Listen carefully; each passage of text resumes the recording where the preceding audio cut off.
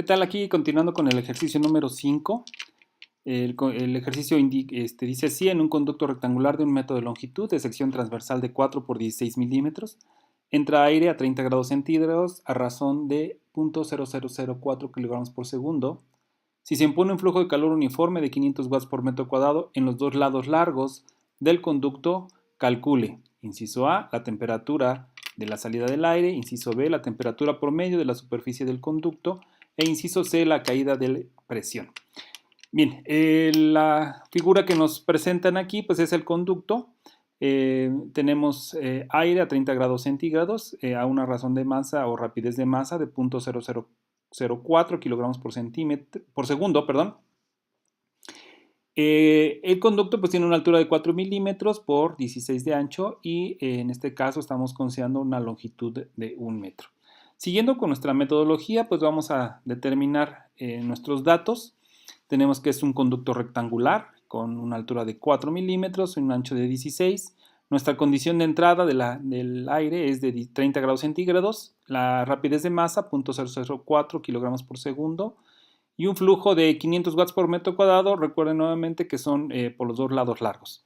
Las incógnitas que tenemos para este problema es la temperatura a la salida después del metro, la temperatura de la superficie, temperatura promedio de la superficie y la caída de presión.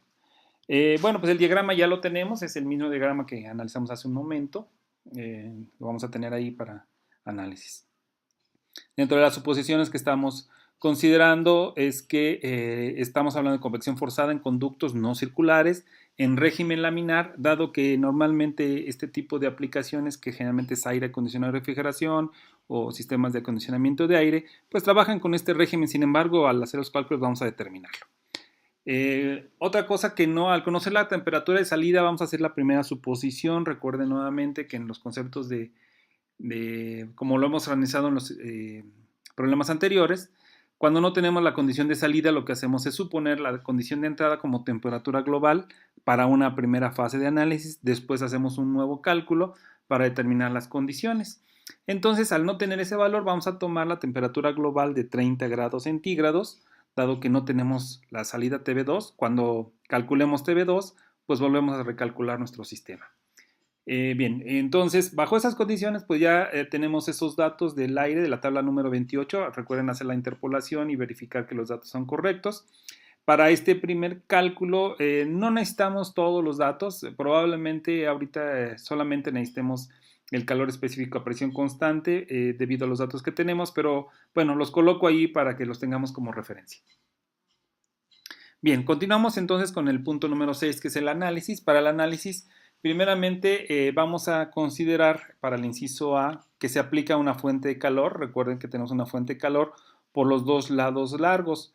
Esto quiere decir que tenemos en la zona, en la parte más larga, que en este caso son los 16 milímetros, en toda esta zona tenemos una fuente de calor, pero aquí nos indica en el problema que es en los dos lados. Entonces es uno por la parte superior y otra por la parte inferior. Entonces en esos dos lados estamos incorporando este flujo de calor. Bien, regresamos entonces a nuestra condición. El flujo del calor total que vamos a transferir es igual al flujo de calor por el área. Esto es igual a 2 veces 500, que es el flujo de calor, por 0.016, que es el lado del ancho, por 1 metro de longitud, 16 watts, que es la potencia que nosotros estamos suministrando. Para ello también conocemos que el calor es igual a la masa por el calor específico por la diferencia de temperaturas de entrada y de salida. Por supuesto que no conocemos TB2, por lo tanto hemos considerado que tenemos una fuente de calor, por lo tanto TB2 debe ser superior que TB1, por lo tanto es TB2 menos TB1. Recuerden que esta diferencia se hace siempre positiva, puesto que lo único que nos indica el sentido del flujo de calor. Despejamos TB2 y TB2 igual al calor entre la masa por Cp más TB1, y esto, evaluando nuestros datos, 16.004 kilogramos por segundo por 1013, que es el calor específico a 30 grados. Recuerden que primeramente hicimos un análisis a 30 grados, y más 30, y nos da esto 69.5 grados centígrados.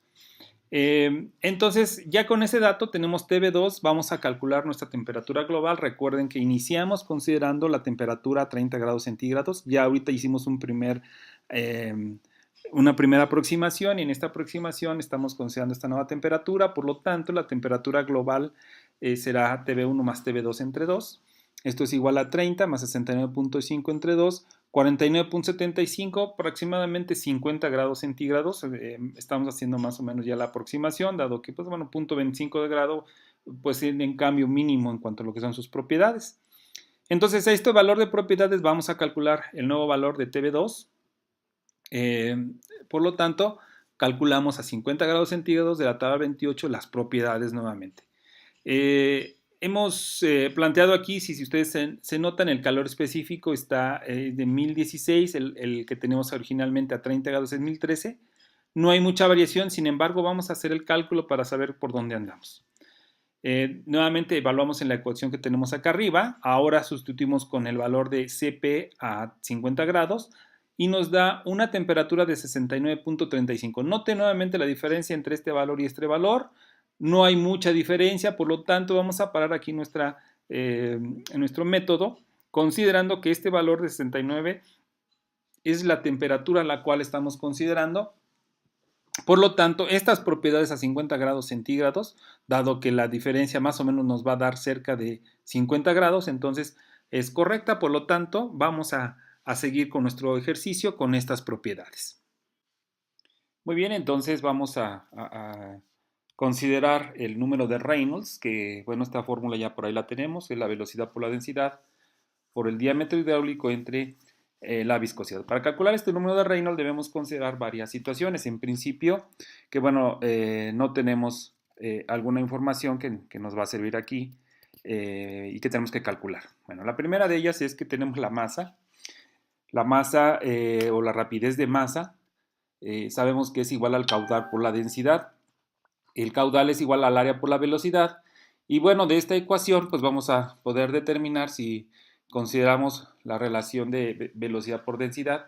Esto es igual a la masa sobre el área. El área, pues para nuestro caso, es una sección rectangular de 4 por 16 milímetros. Esto nos da un total de 64 milímetros cuadrados. Y el diámetro hidráulico lo obtenemos a través de la ecuación de 4 veces el área sobre el perímetro mojado.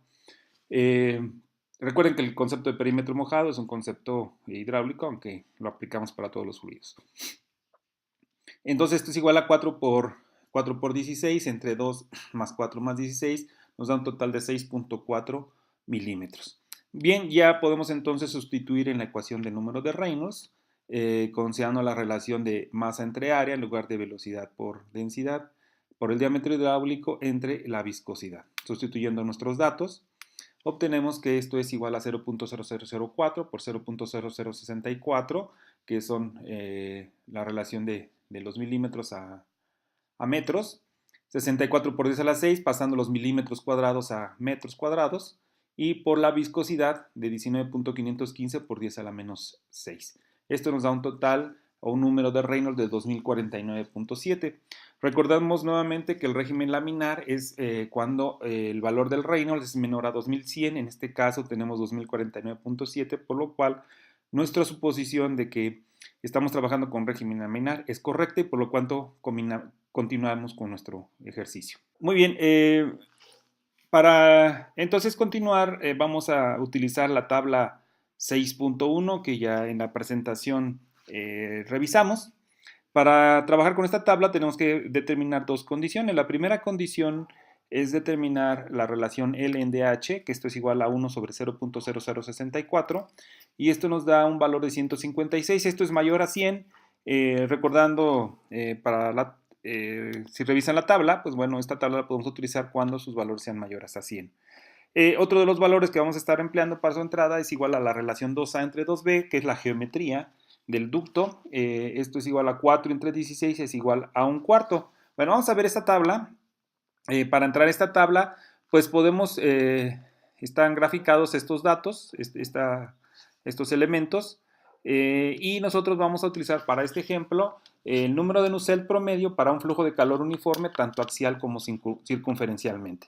Aprovecho en este momento para comentarles que para el siguiente inciso nos van a pedir calcular la caída de presión, y para la caída de presión necesitamos el coeficiente de fricción. Por lo tanto, ese coeficiente lo vamos a obtener de esta relación F por Reynolds, que es el producto del factor de fricción por el número de Reynolds. La tabla que les comentaba, la 6.1, recordándoles que se emplea para valores de LNDH mayores a 100, en nuestro caso es este, y nos vamos en la columna de Nusselt valor en H2, que es el caso que tenemos en nuestro ejemplo, y la relación es 2B entre 2A, un cuarto, ¿sale? Entonces vamos a utilizar esta línea.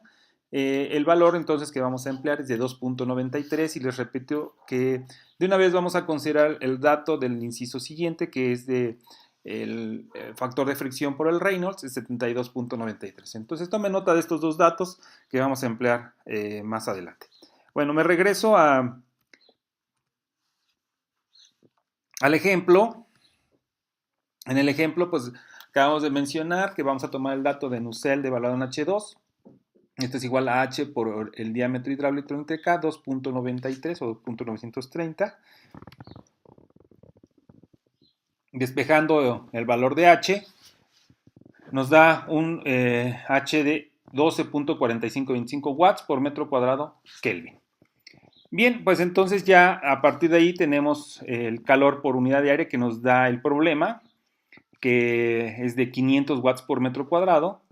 También nos dice que esto es igual a H por TS menos TB.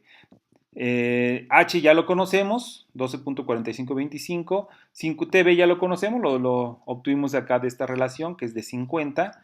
Y TS es el que nos piden calcular. Entonces lo que nos resta es despejar TS de esta ecuación. Y esto es igual a Q entre A, que ya lo conocemos, de 500.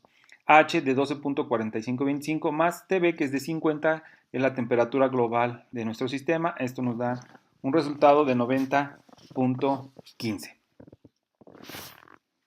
Bien, continuando con el inciso número C. El inciso número C nos pide la caída de presión en el sistema, recordando que para este sistema es un sistema cuadrado y utilizaremos la ecuación de Darcy-Weierstrass, una ecuación que se ha empleado desde mecánica de fluidos. Esta ecuación nos dice que la caída de presión delta P es igual al coeficiente de fricción por la longitud entre el diámetro hidráulico y multiplica a 1 sobre 2 veces la gravedad específica. Esta gravedad específica, recuerden, es un valor de conversión entre el sistema gravitacional y el sistema internacional. Para el caso de nosotros que estamos utilizando el sistema internacional, la gravedad específica es 1 y que multiplica toda esta ecuación a la densidad por la velocidad al cuadrado. Esta expresión de densidad por velocidad ya la hemos nosotros utilizado en el inciso anterior, por lo tanto vamos a hacer una correlación para que podamos trabajarla. Para ello lo que vamos a hacer es multiplicar y dividir por la densidad. Esto pues, recuerden que es solamente un artificio matemático para poder hacer una relación conocida. Y bueno, esta densidad entraría acá multiplicando para que podamos tener nosotros la relación de la densidad por la velocidad al cuadrado. Recordando que esta densidad y en el inciso anterior para nosotros será igual a la masa entre el área, a la rapidez de masa entre el área. Entonces ya con esta ecuación ya son datos que ya conocemos, que ya tenemos y que bueno, podemos calcular de manera directa. De aquí lo que nos faltaría conocer es F, pero F recuerden que lo venimos trabajando desde la tabla 6.1 con la geometría 2A entre 2B es igual a un cuarto. Y bueno, este dato lo tomamos hace rato, lo anotamos, que es el coeficiente de fricción por el Reynolds igual a 72.93.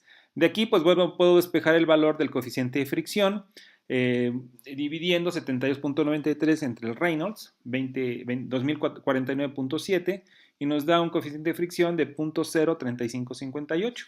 Y con este dato ya podemos calcular en la expresión de Darcy-Weisbach, ya ajustada para nuestros datos, la caída de presión es igual al coeficiente de fricción, 0.03558, entre 1 sobre 0.0064, que es el diámetro hidráulico, 1 sobre 2 veces la gravidez, que es 1, para nuestro caso el sistema internacional, entre la densidad, 1.0585, este dato lo tomamos a 50 grados, que es la temperatura global, entre la rapidez de masa, 0.0004, entre 64 por 10 a la menos 6, que es el área, 4 por 16 milímetros, y ajustados a metros cuadrados por 10 a la menos 6. Esto es al cuadrado y nos da una caída de presión de 102.58 pascales. Muy bien, pues bueno, ya con esto pues podemos concluir que los resultados que obtuvimos son la temperatura a la salida del aire de 69.5, aproximadamente son 70 grados centígrados, que es el valor que tomamos. La temperatura superficial promedio, 90.15, y la caída de presión de 102.6 pascales. Bueno, con esto estamos concluyendo el ejercicio. Si hay algún error, por favor háganmelo saber. Para hacer los ajustes correspondientes, nos vemos en el próximo. Hasta luego.